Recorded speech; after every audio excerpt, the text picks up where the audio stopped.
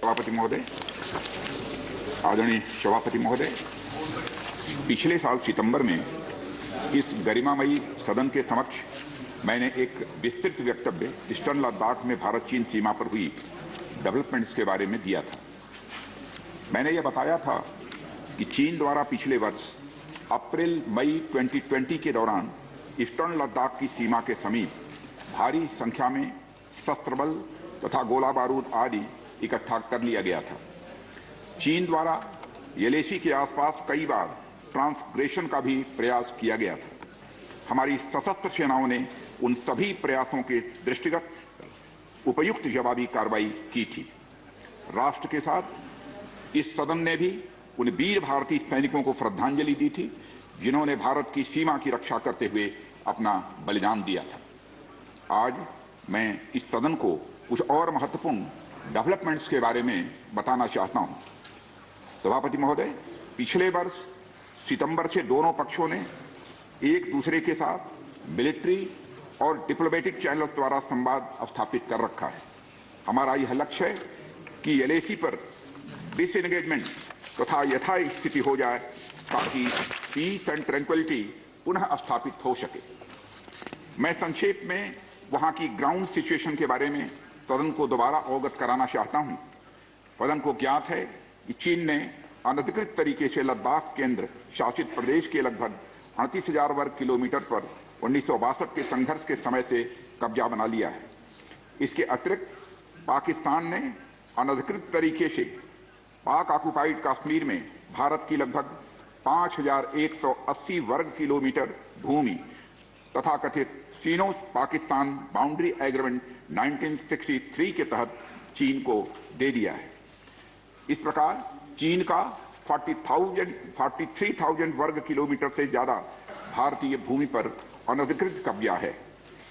चीन पूर्वी क्षेत्रों में भी अरुणाचल प्रदेश की सीमा पर करीब 90,000 वर्ग किलोमीटर भूमि को अपना बताता है। भारत ने इन अनजस्टिफाइड क्लेम्स तथा अनधिकृत कब्जे को कभी भी स्वीकार नहीं किया है। सभापति महोदय, मैं सदन को यह भी बताना चाहता हूं कि भारत ने चीन को हमेशा यह कहा है कि बाइलेटरल रिलेशन दोनों पक्षों के प्रयास से ही विकसित हो सकते हैं। साथ साथ ही सीमा के प्रश्न को भी बातचीत के जरिए ही हल किया जा सकता है, परंतु येलेसी पर पीस एंड ट्रैंक्विलिटी में किसी प्रकार की प्रतिकूल स्थिति का हमारी बाइलेटरल टाइज पर बुरा असर पड़ता है। इससे चीन भी अच्छी तरह अवगत है। कई हाई लेवल ज्वाइंट स्टेटमेंट में भी यह जिक्र किया गया है कि एलएसी तथा सीमाओं पर पीस एंड ट्रैंक्विलिटी कायम रखना बाइलेटरल रिलेशन के लिए यह अत्यंत आवश्यक है। सभापति महोदय, पिछले वर्ष से चीन के द्वारा उठाए गए कदमों के कारण पीस एंड ट्रैंक्विलिटी पर प्रतिकूल असर पड़ा है। इसके फलस्वरूप चीन और भारत के संबंधों पर भी प्रभाव पड़ा है।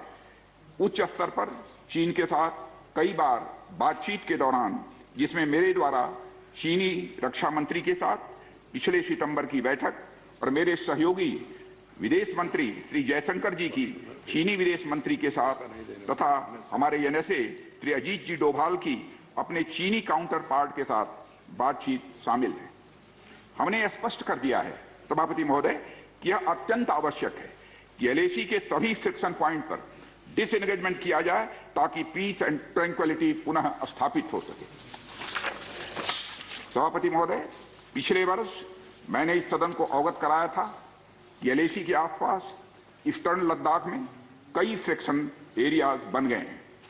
चीन ने बड़ी संख्या में सेना एवं गोला बारूद आदि भी एलएसी के आसपास तथा उसके पीछे अपने क्षेत्रों में इकट्ठा कर लिया है। हमारे सशस्त्र सेनाओं द्वारा भी भारत की सुरक्षा की दृष्टि से एडिक्वेट तथा इफेक्टिव काउंटर डिप्लॉयमेंट भी किए गए हैं। मुझे यह बताते हुए सभापति महोदय गर्व महसूस हो रहा है कि भारतीय सेनाओं ने इन सभी चुनौतियों का डटकर सामना किया है सभापति महोदय, तथा अपने शौर्य एवं बहादुरी का परिचय पेंगांग त्सो के साउथ एवं नॉर्थ बैंक पर दिया है। सामरिक दृष्टि से महत्वपूर्ण कई क्षेत्रों को चिन्हित कर हमारी सेनाएं कई पहाड़ियों के ऊपर तथा हमारे दृष्टिकोण से उपयुक्त अन्य क्षेत्रों पर भी मौजूद हैं। भारतीय सेनाएं अत्यंत बहादुरी से लद्दाख की ऊंची दुर्गम पहाड़ियों तथा कई मीटर बर्फ के बीच में भी सीमाओं की रक्षा करते हुए अडिग हैं और इसी कारण हमारा एज बना हुआ है। सभापति महोदय, हमारी सेनाओं ने इस बार भी यह साबित करके दिखाया है कि भारत की संप्रभुता एवं अखंडता की रक्षा करने में वे सदैव हर चुनौती से लड़ने के लिए तत्पर हैं और अनवरत कर रहे हैं।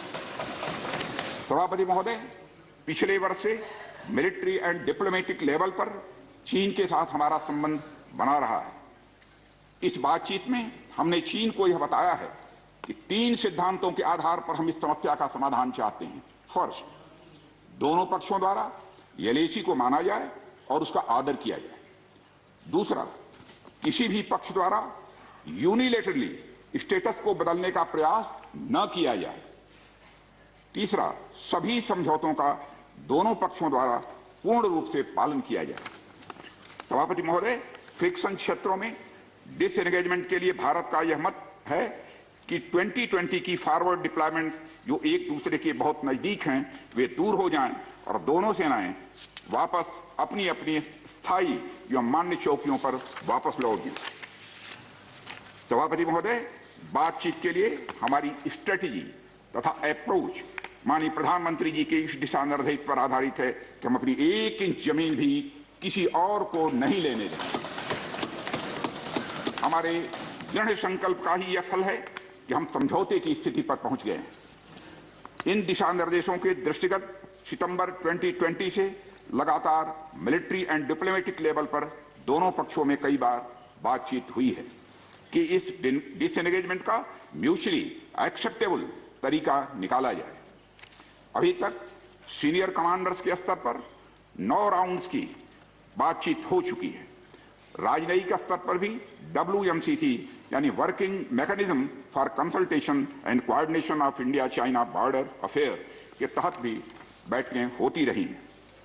सभापति महोदय, मुझे सदन को यह बताते हुए खुशी हो रही है कि हमारे इस अप्रोच तथा सस्टेन्ड टॉक्स के फलस्वरूप चीन के साथ पैंगोंग लेक के नॉर्थ एवं साउथ बैंक पर डिसएंगेजमेंट का समझौता हो गया है। और इस बात पर भी सभापति महोदय इस बात पर भी सहमत हो गई है कि पैंगोंग लेक से पूर्व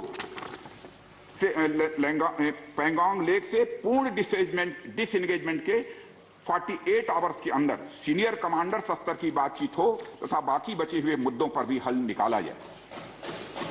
सभापति महोदय, पैंगोंग लेक एरिया में चीन के साथ डिसएंगेजमेंट का जो समझौता हुआ है उसके अनुसार दोनों पक्ष फॉरवर्ड डिप्लॉयमेंट को phased, coordinated and verified manner में हटाएंगे। चीन अपनी सेना की टुकड़ियों को नॉर्थ बैंक में फिंगर 8 के पूरब की दिशा की तरफ रखेगा और इसी तरह भारत भी अपनी सेना की टुकड़ियों को फिंगर 3 के पास अपने permanent base Dhan Singh Thapa post पर रखेगा। इसी तरह की कार्रवाई साउथ बैंक एरिया में भी दोनों पक्षों द्वारा की जाएगी। ये कदम आपसी समझौते के तहत बढ़ाए जाएंगे तथा जो भी निर्माण आदि दोनों पक्षों द्वारा अप्रैल 2020 से नॉर्थ एंड साउथ बैंक पर किया गया है उन्हें हटा दिया जाएगा और पुरानी स्थिति कायम कर दी जाएगी। सभापति महोदय, यह भी तय हुआ है कि दोनों पक्ष नॉर्थ बैंक पर अपनी सेना की गतिविधियां जिसमें परंपरागत स्थानों की पेट्रोलिंग भी सम्मिलित है को अस्थायी रूप से स्थगित रखेंगे। पेट्रोलिंग तभी शुरू की जाएगी जब सेना एवं राजनयिक स्तर पर यानी डिप्लोमेटिक लेवल पर आगे बातचीत करके समझौता बनेगा। इस समझौते पर कार्रवाई कल से नॉर्थ एंड साउथ बैंक पर प्रारंभ हो गई है। यह उम्मीद है इसके द्वारा पिछले साल के गतिरोध से पहले जैसी स्थिति बहाल हो जाएगी। सभापति महोदय, मैं इस सदन को आश्वस्त करना चाहता हूं कि इस बातचीत में हमने कुछ भी खोया नहीं है। सभापति महोदय, सदन को यह भी जानकारी देना चाहता हूं अभी भी एलएसी पर डिप्लॉयमेंट तथा पेट्रोलिंग के बारे में कुछ आउटस्टैंडिंग इशूज बचे हुए हैं। इन पर हमारा ध्यान आगे की बातचीत में रहेगा। दोनों पक्ष इस बात पर सहमत हैं कि बाइलेटरल एग्रीमेंट्स तथा प्रोटोकॉल के तहत पूर्ण डिसएंगेजमेंट जल्द से जल्द कर लिया जाए। अब तक की बातचीत के बाद चीन भी देश की संप्रभुता की रक्षा के हमारे संकल्प से पूरी तरह और अच्छी तरह अवगत है। हमारी यह भी अपेक्षा है कि चीन द्वारा हमारे साथ मिलकर बचे हुए मुद्दों को हल करने का पूरी गंभीरता के साथ प्रयास किया जाएगा। सभापति महोदय, मैं इस सदन से आग्रह करना चाहता हूं कि मेरे साथ संपूर्ण सदन हमारी आर्म्ड फोर्सेस की इस विषम एवं भीषण बर्फबारी की परिस्थितियों में भी शौर्य और वीरता के प्रदर्शन की भूरी भूरी प्रशंसा करे। और सभापति महोदय, मैं ये कहना चाहता हूं कि जिन शहीदों के शौर्य और पराक्रम की नींव पर यह डिसएंगेजमेंट आधारित है, उन्हें देश सदैव याद रखेगा। सभापति महोदय, मैं इस बात से भी पूरी तरह से आश्वस्त हूं कि यह पूरा सदन, चाहे कोई किसी भी दल का क्यों न हो, देश की संप्रभुता, एकता और अखंडता और सुरक्षा के प्रश्न पर एक साथ खड़ा है और एक स्वर से समर्थन करता है कि यह संदेश केवल भारत की सीमा तक ही सीमित नहीं रहेगा, बल्कि पूरे विश्व को जाएगा। सभापति महोदय, यह बात मैं विश्वास के साथ कह सकता हूं। धन्यवाद सभापति महोदय। जय हिंद।